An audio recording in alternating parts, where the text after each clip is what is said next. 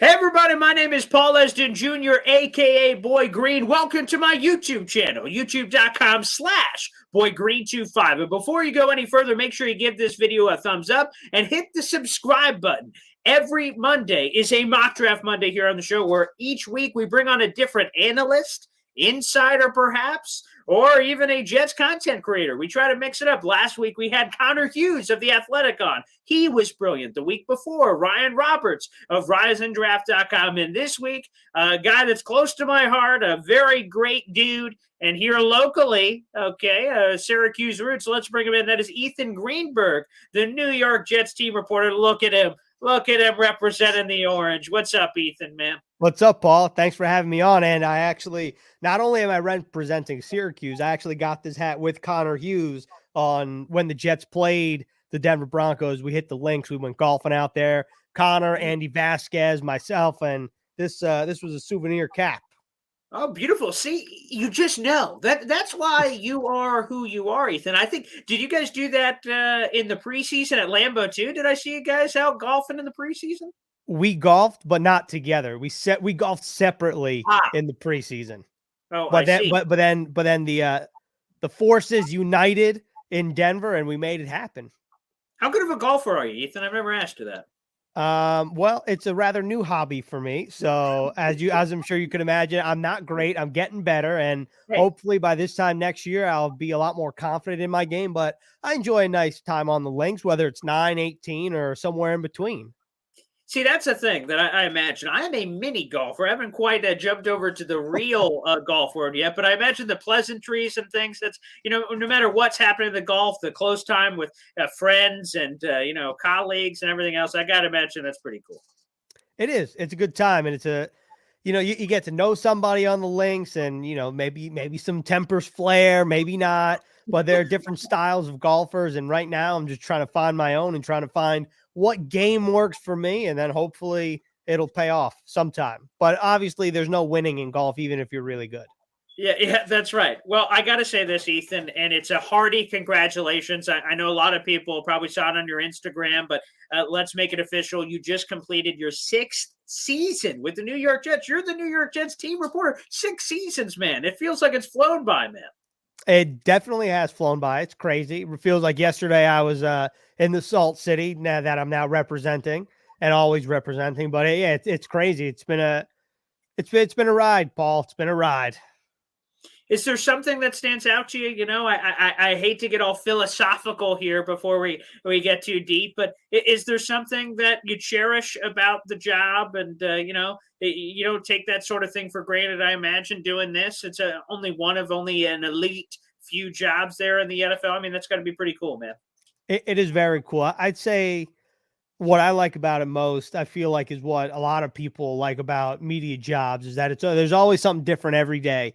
No day is the same, and there's always something to do or say or write about or talk about, and there's never a dull moment, I'll put it that way. And I think that that's what I cherish the most, and that's what I like the most about it, right? You're always on the go. Even though we're in the off season, there's always something to look forward to, and you recharge, you reload, and then you're ready to go by the time training camp rolls around. But yeah, it's great. I mean, there's nothing like it, and I think that's why a lot of people who are in a similar role or in a media role, they like it, because there's always something to talk about 365 days of the year.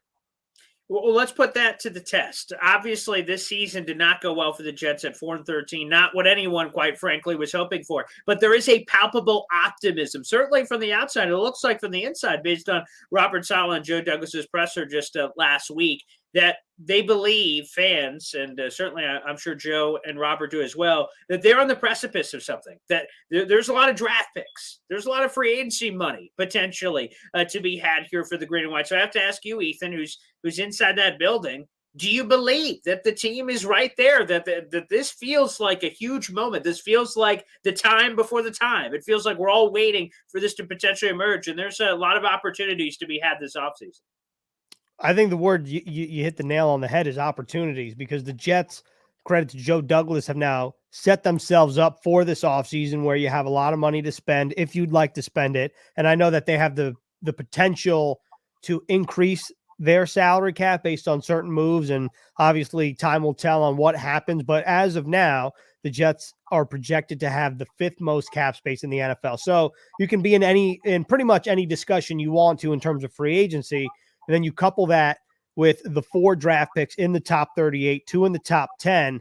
Joe Douglas said it best. We can be in any conversation that we want to be. And that's really where any team wants to be in the offseason, is the ability to have options. So the Jets can stay put, get 2 top 10 picks, 2 top 38 picks, or 4 top 38 picks, an additional 2, or they can decide to use that capital. And we've seen that before. And Joe Douglas kind of talked about it as an option, not that it's likely to happen or not likely to happen, that if the Jets want to use some of that capital and trade it for a proven player, that's definitely a possibility. Or you trade up. We saw last year the Jets traded up for Elijah Vera-Tucker, 9 spots. The Jets could do that on draft night. They could trade back, acquire more capital. So there are a lot of different options here. And you couple all the options this offseason with what the Jets have in place as a young nucleus of players, not to mention the direction and the culture that Robert Saleh has instilled this past season.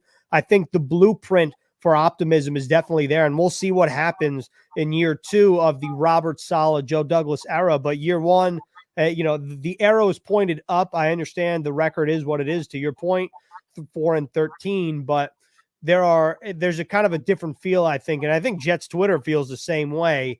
And especially with the young nucleus of players like Zach Wilson, Elijah Vera-Tucker, Elijah Moore, Michael Carter II. I mean, we're talking about pretty much the entirety of the 2021 draft class as part of the young nucleus, and then sprinkle in the veterans. So I'm really excited to see what happens. And, I know free agency is only a couple months away, and step 1 in tentpole events is the Senior Bowl. So let's get rolling here, Paul.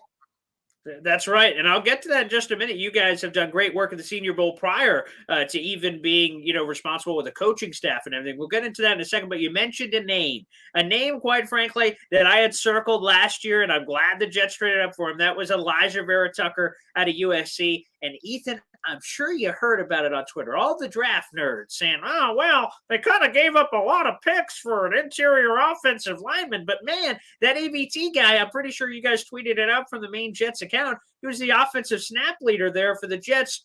Seems like that one worked out pretty well. So far, so good. Yeah, you're absolutely right. I remember a couple tweets here and there basically saying, why are you trading your 2 third-round picks that the Jets had acquired previously to trade up 9 spots for a guard? And it did work out for the Jets so far. And obviously, you would assume that Elijah Vera-Tucker in year 1 is going to be worse than Elijah Vera-Tucker in year 2, and so on and so forth. And it seems like every offensive lineman on the team this past year that's talked about Elijah Vera-Tucker all believe in him to the point where they think he's going to be one of the best pro guards in the NFL. And we'll obviously see what happens. Time will tell. But Elijah Vera-Tucker, a very hard-working player, a very studious player, and for somebody that missed a chunk of training camp and the preseason with the pec strain, for him to play every game healthy minus the one he missed with COVID, I mean, it's pretty good that he finished the season fully healthy and that he's going to enter the offseason fully healthy and really develop. And I think that we're going to be talking about Elijah Vera-Tucker for a long time with the New York Jets.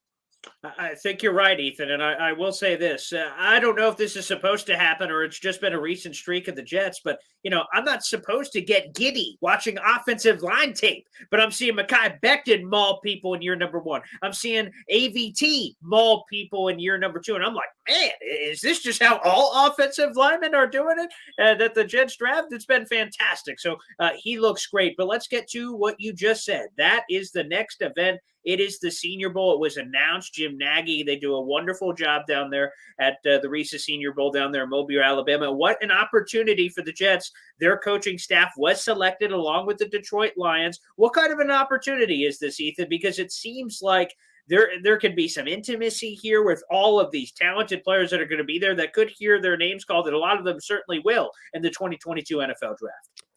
I think it provides both the Jets and the Lions I think the best way to put it is that they'll get a better feel for each individual player that they'll be able to coach, and even some of the opposing players, because they can see him on a day in and day out basis. And I'm sure you've seen it, the clip of Kyle Shanahan talking about Deebo Samuel at the Senior Bowl. The 49ers coached Deebo Samuel before they drafted him, and there was a clip circling Twitter about Shanahan talking about Deebo at the Combine and the importance of the Senior Bowl there. And something that he said kind of caught my ears. He said, a player can I don't remember the phrasing, but he basically said a player can fool you or trick you if you meet with him for, 15 minutes in an interview, but to go through a whole week of practice, to see them on the board, to see how they digest your system, to see what type of player in person that he is, they can't really fool you there. So you have a better understanding of the players. And obviously the Jets roster and the Lions roster is being announced over the past week and over the next couple of days. And so I think that what the Jets have and what the Lions have is the ability to get a better understanding, and particularly for the coaching staff to get a better understanding of the players, because in the interview process, you would expect Joe Douglas, the scouts, the assistant GM Rex Hogan, Chad Alexander, everybody that falls under Joe Douglas's tutelage, you would imagine they would have face-to-face interactions with the players. Now you couple in the coaching staff, what they want to implement. How does this player fit into your system? Does this player digest the information well? Do you think it's a good fit? Is it not a good fit? Which is probably just as important of a question of, is it a good fit? And it's almost kind of like, when you're younger, you take internships, you like, one, you want to figure out if you like it, but two, you almost figure out if you don't like it. That's very helpful as well. And so I think that the opportunity to get to know the players is the best advantage that the Jets and the Lions will have in a couple weeks now. And Ethan, you hit the nail on the head. That Shanahan comment is what stands out to me. So sure, what we're going to see from a media perspective, the practice, the actual game of the Senior Bowl. But to me, the real difference is what's going to happen in the meal room as you're all eating lunch. No cameras on. They're just hanging out, and you can evaluate a player in his natural habitat. But that's a perfect way to say it, because in the speed dating, it's stating at the NFL Combine, we get 15 minutes with a player. Like, anyone can put on lipstick and look pretty good out on a date, but when you're back at home and you shed away some of the stuff that you kind of propped yourself up with, then that's the real you. So I think that is such a unique advantage for the New York Jets and the Detroit Lions. And speaking of advantages, there is a man that is on your team. It's on the entire staff there at the New York Jets, and his name is Phil Savage, a guy, the ex-executive director of the Reese's Senior Bowl, the man who held the position before Jim Nagy did. How excited is he? I got to imagine he's giddy to go back in this role.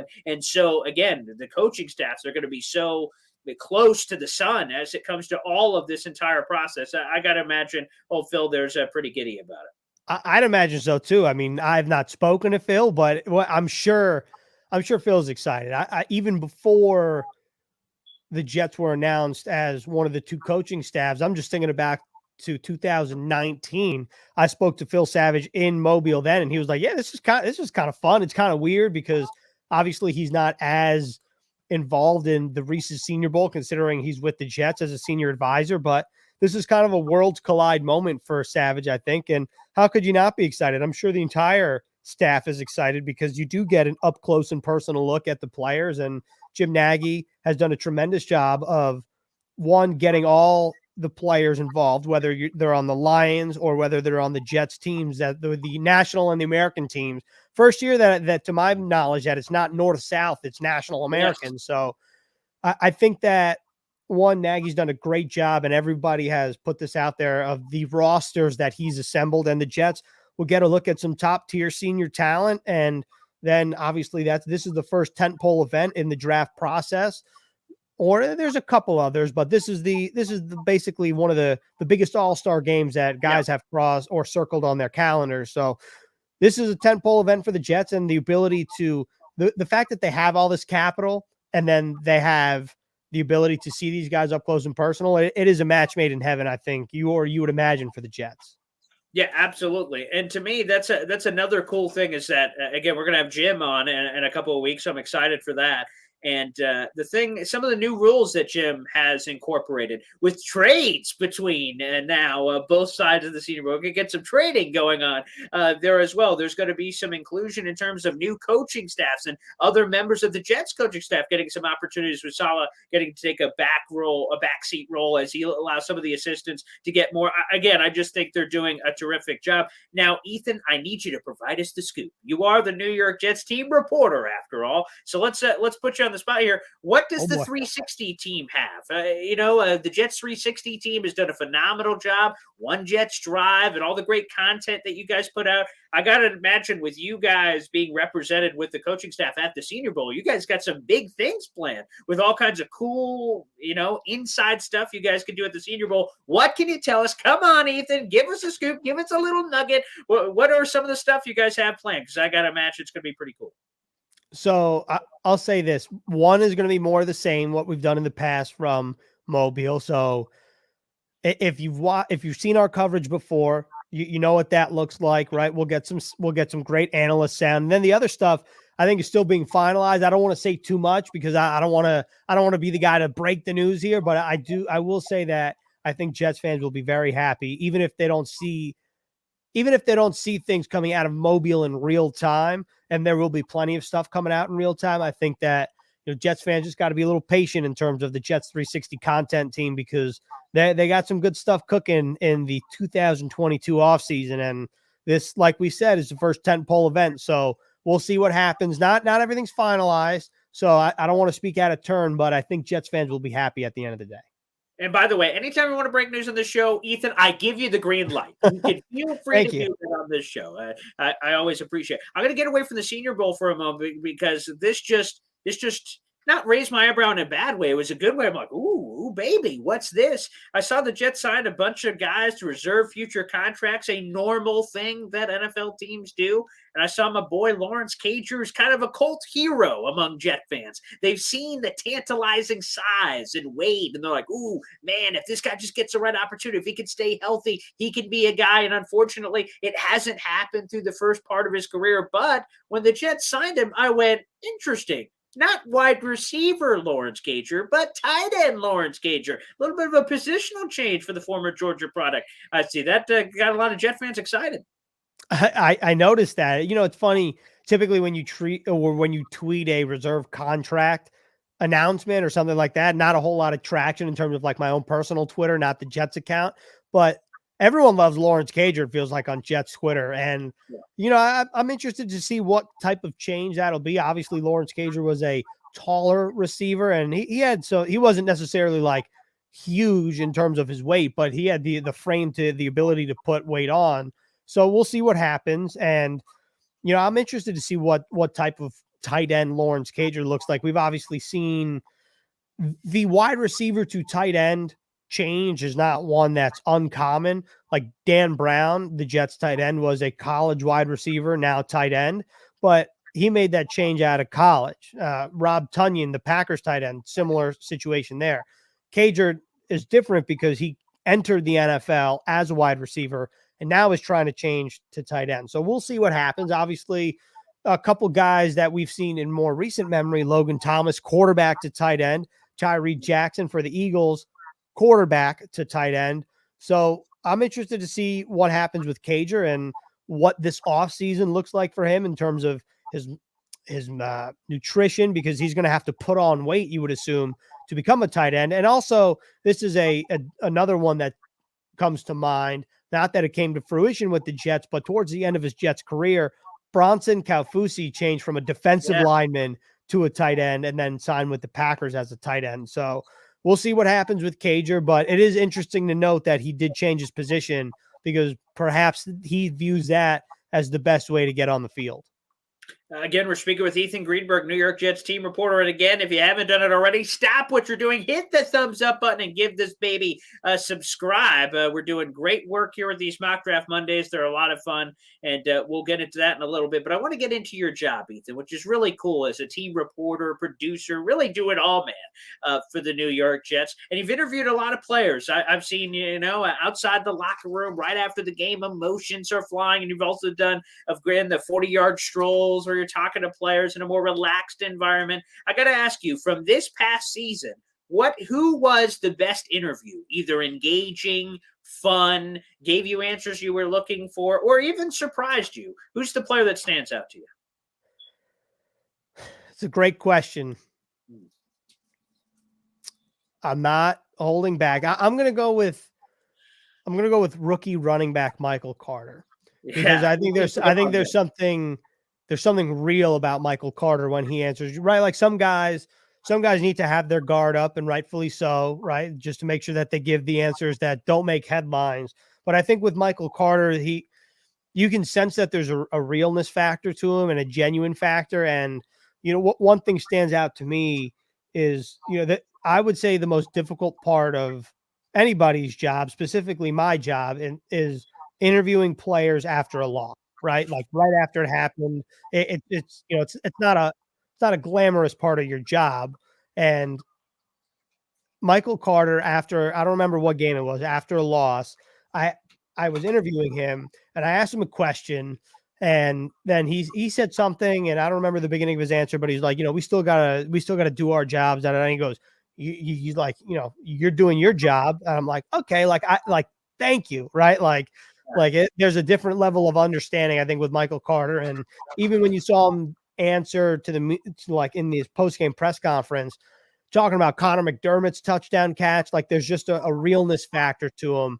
So I really appreciate that with Michael Carter. And I think that so far, or this season, I would say that they're all great guys to interview. I would say that Michael Carter, I viewed him differently in that moment, because I think that he might have been a rookie, but he really speaks and acts and understands what it takes to be a professional in the NFL.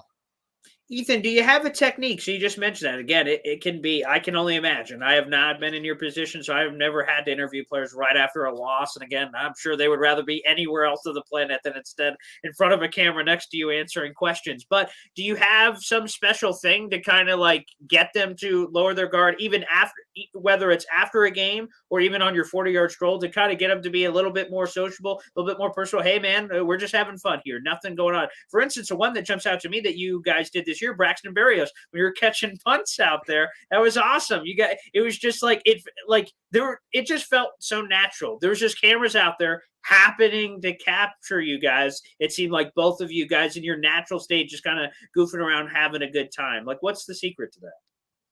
Well, I appreciate that. I think it, with the video that you reference in terms of the punts and the 40-yard stroll, the more fun stuff is one, obviously the player comes out, you talk to him a little bit, and that right there, just having like a pretty standard interaction, I think makes the players feel comfortable. Also, going back to what you're saying before, being with the team for 6 seasons, Braxton Berrios has been with the team since 2019. I've had the ability to develop somewhat of a relationship with him. So that way, when we're doing a video like that, he's able to clown on me and he knows I'm not taking it personally, and, and stuff like that. So I think that kind of shows in that type of video. And same thing with the 40-yard stroll, as you get to know somebody, and what, maybe it's a question that's very specific to them that they didn't necessarily think about before, or think that you knew that about them. I think that gets players to be like, oh, okay, like this guy knows what he's asking me is very specific to me, or at least that's how I view it. And then in terms of post-game losses, I don't think there's any secret formula. I think it's just a difficult thing to do. Is just, you just gotta, I don't want to say tread lightly, but you don't want to be that guy, right? So you just ask a standard question, one that's not phrased in a specific way, and it's just pretty bland, right? Like, for example, to use Michael Carter as an example, let's say that the Jets couldn't get anything going on the ground, right? That's not necessarily saying that he had a bad performance, whatever. What did you think was missing from the ground game today? Something like that, or what went wrong in your opinion? So I think something like that, where you're not pointing the finger at anybody. You're more of just like, you're curious. You're trying to get to the answer, and considering that player was in the locker room, in the game, in the week of preparation, he'll know. And so he'll give, hopefully, a proper answer.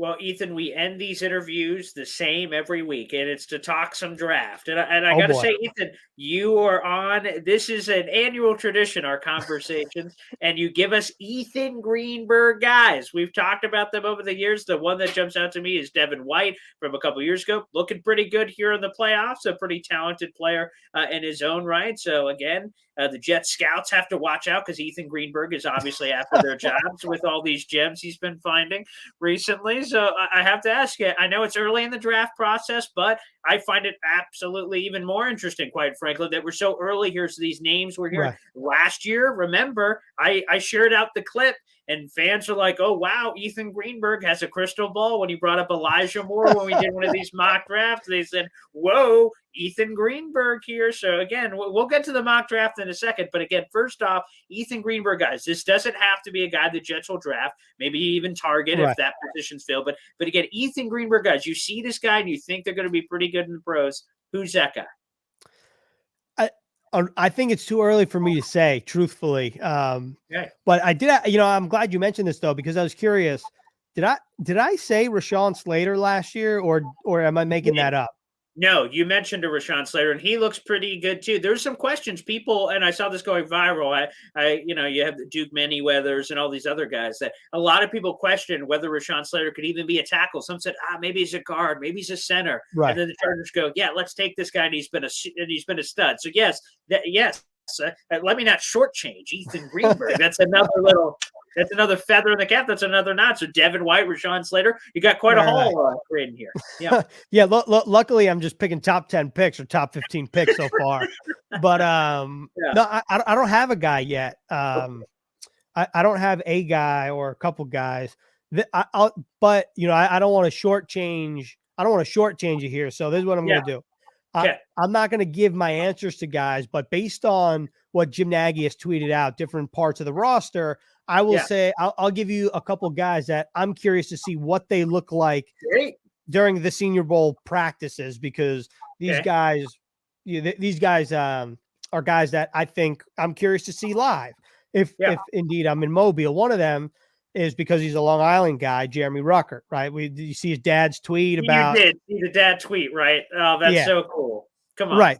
So that naturally, right? Like that's a Jet storyline, right? So I'm interested to see how he looks during practice. What else do we got here? I don't remember. I know this is going to sound bad. I think his name is Jeremiah Hall, the fullback on the Jets roster. Yeah. The fullback position is one that Nick Bawden held this past year. Yeah. Trayvon Wesco did a little bit of that. And obviously the Jets want to be that San Francisco style offense. San Francisco has Kyle Juszczyk. He's great at what he does. Can the Jets potentially find somebody in the draft or free agency? We'll see. But obviously you got to give a little fullback love.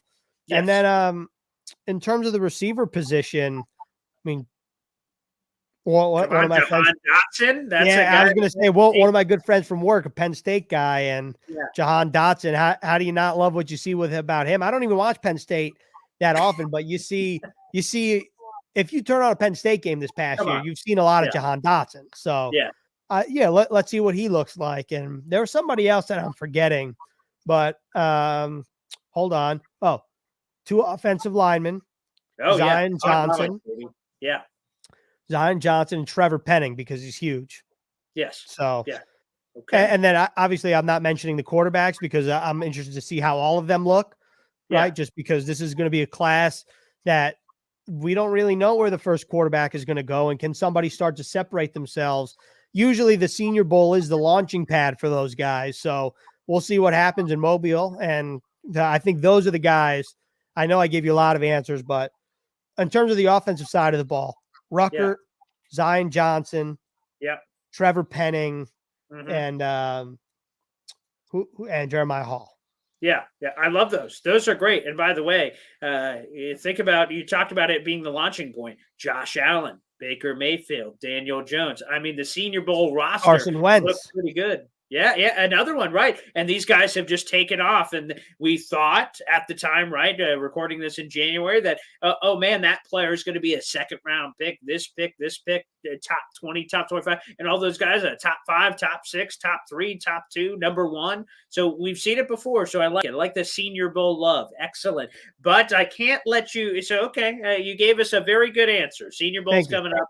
That's a great answer. But we need you to mock. You've got a streak going, quite frankly, Ethan. Like, we talked about scouts looking behind them, Joe Douglas looking behind them. You've been doing pretty good. I don't know what kind of inside scoop. Yeah, I don't know about that. I don't want any of those guys looking behind them because they deserve all the credit in the world. I'm just the guy that takes a shot in the dark. Well, that Elijah Moore is looking pretty good. I don't know. There's some gems happening here, Ethan. So this is what I'll do. Every guest that joins us, Connor Hughes and others in the past, I give them the pick for the Jets. You don't have to pick everyone else, just the Jets. I'm going to give you the pick. You tell me who you like, who you think could go there. It doesn't matter. It's all your opinion. No wrong answers here on the show. Okay. And they got 4-10. And if you're feeling froggy, I'll even let you. Those second-round picks I love. 35, 38. Ooh, they get me. There's like first-round picks to me. I love those. You get to reset after a day, 24 hours, think about it, reset the board, look at the pieces, trade talk, all that. So I think those are sexy. But let's start at number 4, Jets mock, Ethan Greenberg. Who do you got? Well, I think that this is a very interesting spot because of the 3 teams in front of them. And obviously that sounds kind of silly when you say it out loud because of that's how literally the draft works. But this isn't, I don't feel like this is a typical year where you can just project each of the top 3. You probably have a good an understanding, but Texans right now, kind of a wild card. Could that be potentially a trade destination? I think this is where the Jets stand. You obviously know that Joe Douglas loves offensive and defensive linemen. Of course. If there were a player on either side of the ball at number 4 that they view as the top at their position or the top at that time, that's who you would assume that would be at least in the running to be selected there. So if we were to start on the offensive side of the ball and we went offensive line, I just looked at a mock draft a couple hours ago that had Aiden Hutchinson, Kayvon Thibodeau, Derek Stingley, 1, 2, 3. So at 4, what do you do if you're the Jets? Maybe you want to trade out, but let's say that they're there and you want to go offensive lineman. There's 2 guys that I think offer flexibility, which is what we've seen in a guy like Elijah Vera Tucker, who played tackle and guard. Mm-hmm. There's Evan Neal, who's played tackle and guard for Alabama.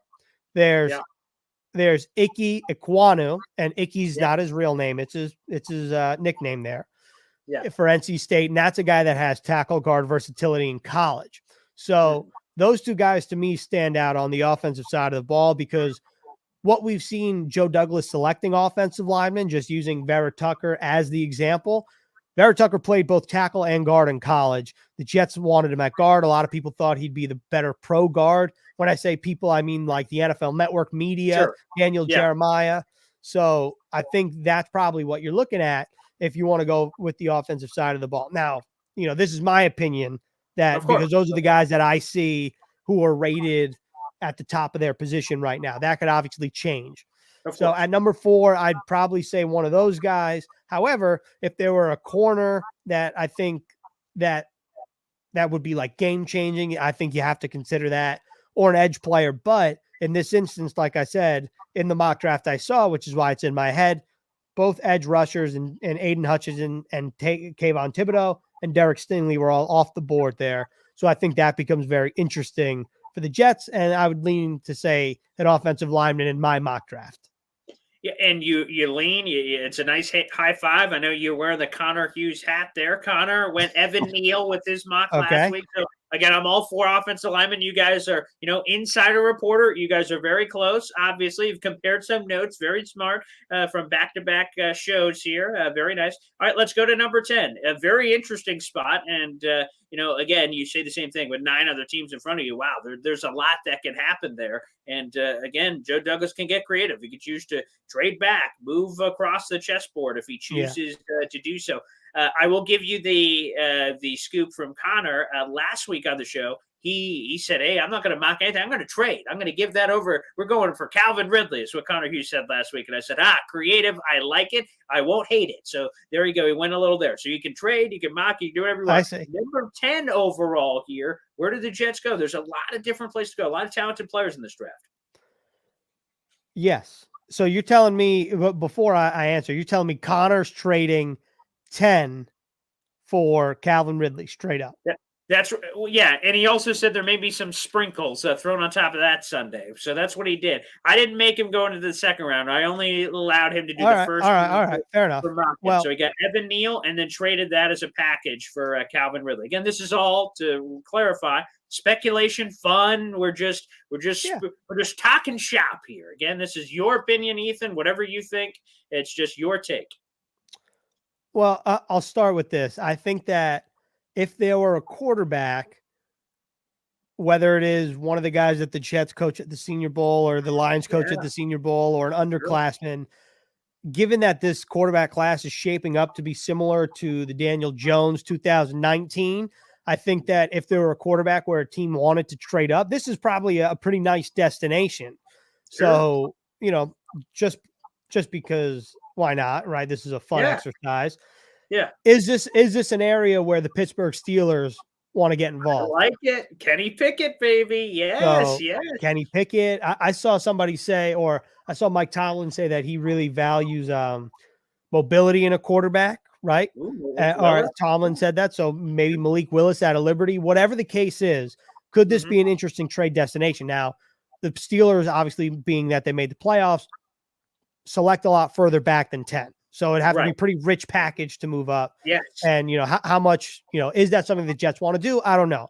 But regardless, that is something that is on the top of my mind. Now, if you want to get really crazy in terms of a trade, if the Eagles are not sold on Jalen Hurts, they want to go with somebody in the draft. Not that you do that at 10 as opposed to like closer up to the draft or closer to 1 in the draft. The Eagles pick 15 and 16, and then they have their own pick, a couple picks after that. They have the capital where you don't have to move back as far. I don't think that's necessarily likely as we sit here January or early parts of January, mid to late January. So with that being said, if you're staying at 10 in my mock draft, you've already gotten your offensive lineman. To me, there are 2 routes. There is a wide receiver route like Connor mentioned.